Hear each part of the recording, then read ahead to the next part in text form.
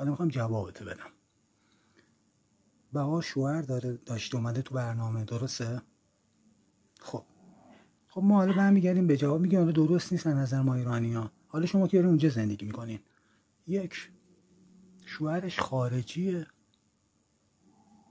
و براش مسئله نداشته.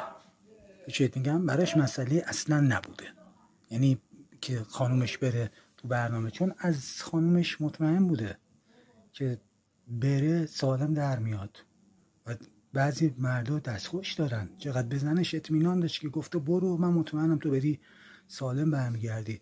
و چرا فکر نکردی که این تکنیک بهار بوده؟ میخوان مثلا کسی که انتخاب کنه برای تو برنامه، میخواد ببینه کیا واقعیان.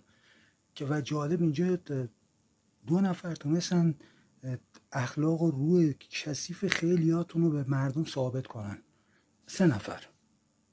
به نظر من اول بهار بود، بعد الهه بود و بعد دانیال. درسته زیاد زمانی اونجا نبودن، اما خیلی چیزا رو به مردم ثابت کردن با رفتارشون و به چیزا که همه چی شما دروغگو هستین، شما این کارو میکنین. بهار خیلی قشنگ ثابت کرد حتی اخلاق بد مجری. من تعجبم خانم پرستو صالحی، تو که اگه تجربه نداشتی چطور فلودا تجربه همه سمت او برمی افتاده. من آقا تجربه ندارم، اما خر که نیستم که میبینم فلانی هیکلش گندن و هیکلش ریزن داره اون نمیزنه، حداقل نتونم کاری بکنم اپوی سر یا میزنم بیهوشش میکنم یا میام جلوشو میگیرم، نمیام یه لغت دیگه بهش بزنم، نمیام خودم هم کنفش کنم.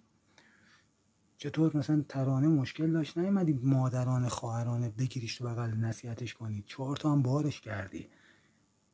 مثلا هر کدومتون رسیدین به این ترانه چی گفتین؟ البته حق دارین، رک بهتون بگم. ببین میگین نگار جذاب فلان، نگار عزیزم، دومین نفر آدم مورد علاقه اونجا من که دوستش دارم نگار.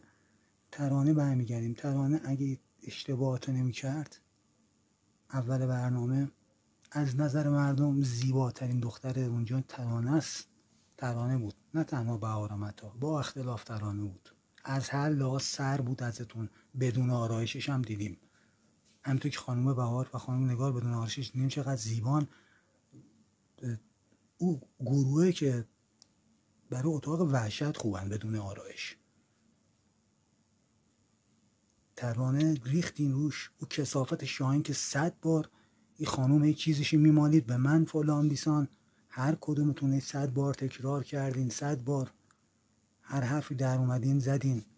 آخه شاهین تو دعا کن ایران نیای.